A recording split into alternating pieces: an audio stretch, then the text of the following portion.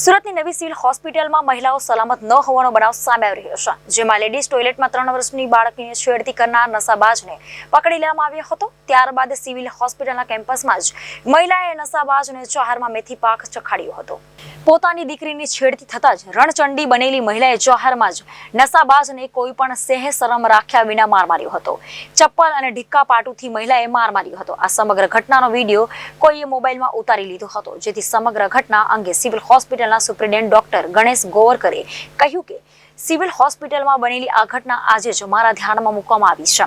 અમે આ વિડીયોના આધારે તપાસ કરી રહ્યા છીએ। સિક્યુરિટી સ્ટાફને પણ સૂચના આપી દેવામાં આવી છે।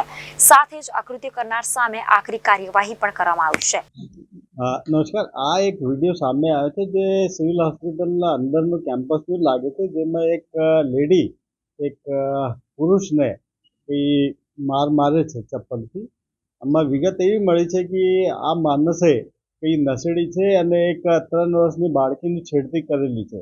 તો આ માહિતી મને આજે મળેલી છે, જેની વિગતવાર આ એક ગંભીર બાબત થયેલી છે, જેની વિગતવાર હું તપાસ કરીને નેસેસરી એના જે સ્ટેપ્સ છે એ લેવાનું શરૂ કરીશું। એ જોઈને અમે અમારા સિક્યુરિટી ગાર્ડને અને ઓફિસરને ઇન્ફોર્મ કરી દીધું કે ભાઈ આવો બનાવ ફરીથી ના બને, એની તાકેદારી રાખવાનું રહેશે। તો આ હતા તમામ મોટા સમાચારો। વધુ સમાચાર માટે જોતા રહો જનાદેશ ન્યૂઝ। નમસ્કાર।